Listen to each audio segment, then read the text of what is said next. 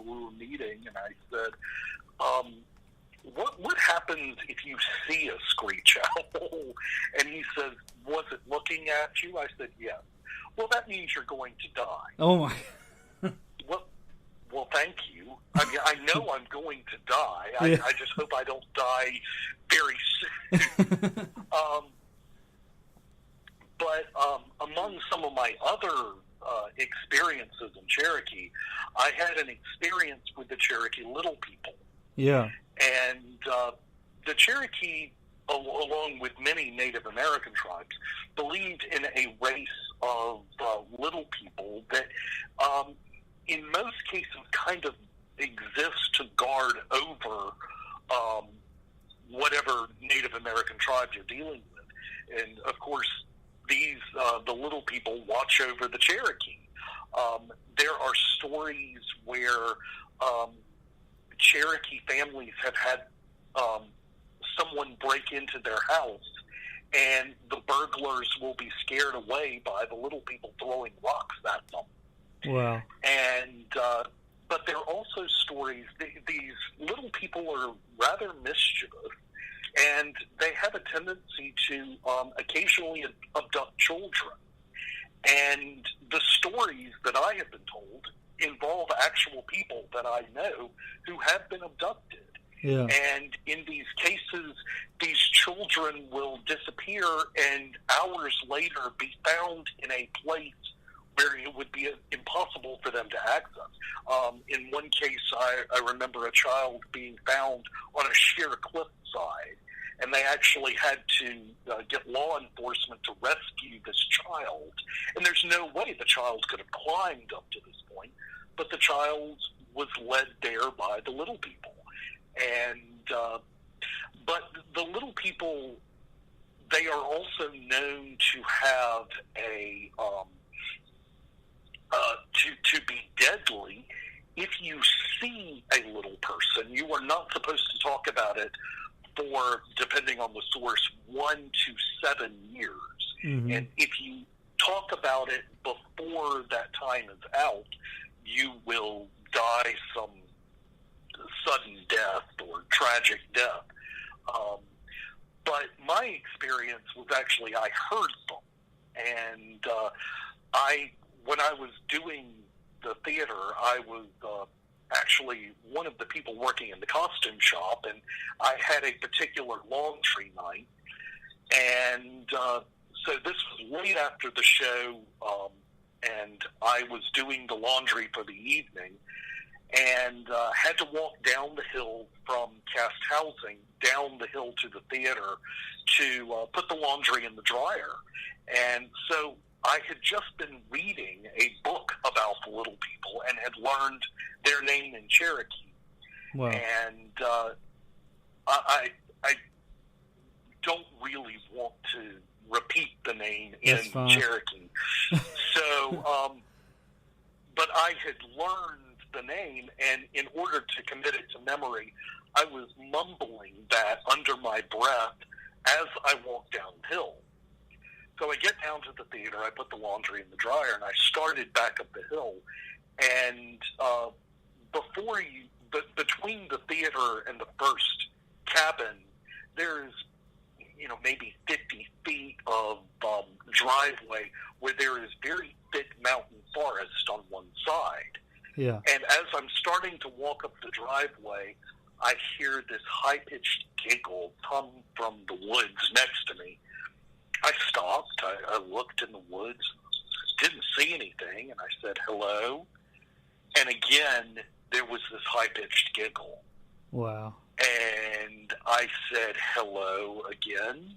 And again, there was a high-pitched giggle. And I was like, okay, I'm not going to stay to find out what this is.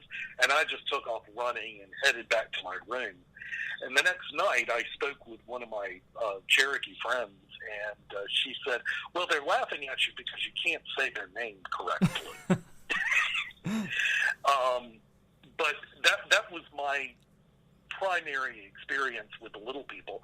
Yeah. I had a friend who actually did see one of the little people. She had gone out to the stage one evening after the show, and she and a friend were just kind of hanging out there, and all of a sudden something started throwing rocks at them, and her friend actually picked up one of the rocks and threw it back in the direction from whence it had come. Wow. And you really shouldn't do something like that.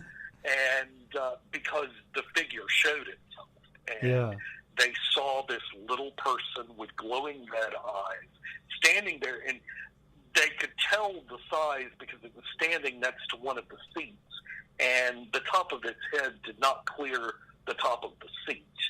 And so they knew it was a little person, and my friend was so freaked out, she ended up going, I think it was to the nearest Waffle House, and they stayed for quite a few hours because it was the only place that was open that was not on the hill. Wow. And you could just sit there and be like, what did we just see? Oh, yeah. But, I mean, that's... But the theater and the cast housing all had all types of activity.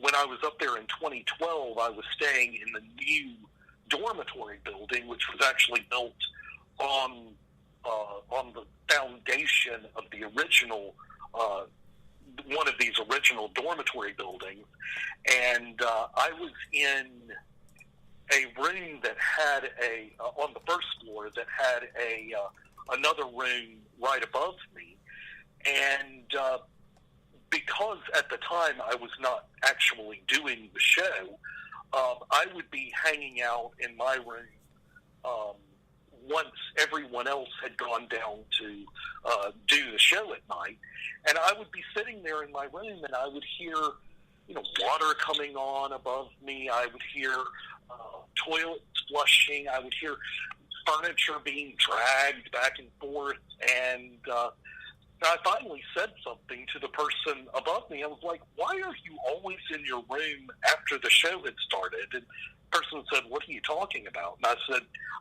"I always hear footsteps. I hear furniture moving. I mean, what are you doing up there?" And she said, "I'm not in my room."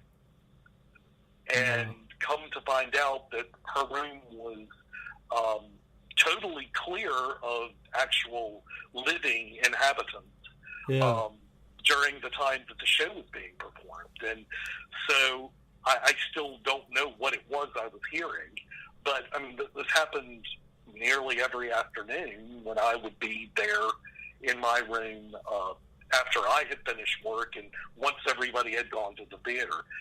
So there was all types of stuff going on, and some people were rather freaked out by it, and I can remember some things happening to people that they didn't want to talk about. And then there were other people who would be very excited and very willing to talk about their experiences. Wow. That's one place I still haven't been to Cherokee. I've always wanted to go. Yeah, and they actually do. I don't know if they will be offering them this year, but they have offered ghost tours in October that will take you through cast housing and the theater and tell you all of the ghost stories about all those various places. And there's also a tunnel up the Indian Village, which is owned and operated by the same organization that run unto these hills. And the village itself is just really crawling with ghosts. I worked in the village for 2 years, and the only time I have ever seen a full-body apparition was one afternoon in the village. Wow. While I was working there, I had my own little cabin, and I would usually keep a fire going in the fireplace, as was traditional. This village is a recreation of an 18th century Cherokee village. I was playing a British trader, and I would always tell people I was staying with one of the Cherokee families, And so I would, in my cabin, keep the fire going all day. And this one particular afternoon, I had run out of firewood, walked around the corner to pick up some firewood. And as I'm walking back, I round the corner towards my cabin, and I look up, and there is a woman standing at the door looking inside the cabin. And she's wearing traditional Cherokee garb. And I actually just assumed it was one of my coworkers. I see her step inside, and so I sped up. I was, maybe 20 feet away, and I get to the door of my cabin and look inside, and there is nobody there. Wow. And so I backed up, and I looked up the hill, and my coworker who I thought it was standing in the door of her cabin. Yeah. I yelled up to her. I said, did you see someone go in the cabin? She said, no. And I said, I just saw a lady walk in my cabin. She said, well, must have been one of them spirits. Yeah. And, she was very kind of nonchalant about the whole thing. But I can remember hearing from some of my coworkers that one particular coworker came in the village one morning, and she was going to her workstation, and she passed another lady who was going up to the bead workstation, and the woman was an elderly woman in her typical village attire, and she had her basket on her arm, and she passed the woman, and she said good morning, and the woman didn't say anything, and they continued passing one another, and my friend got a few steps away, and she realized that the woman she had just said good morning to had died about 10 years previous. And wow. This woman was just heading to her workstation as she normally would do. And the same coworker also reported that she would occasionally take tours by my cabin, and she would glance inside, and there would be a woman sitting on the bed, a woman who had once worked in that cabin many years previous, but who is no longer with us now. And I always sensed that there were probably several spirits around the cabin, and I always hoped that they didn't have too much of a problem with a white man kind of taking over their cabin. As long as I kept it clean, I guess I didn't disturb them. That's fine, but that's wild that that's a lot of full-bodied apparition sightings, it seems like, in that area. Yes. And there's also stuff that has been heard. I decided to take a nap one afternoon and lay down on the bed in my cabin, and I was awakened by the sound of a man speaking Cherokee.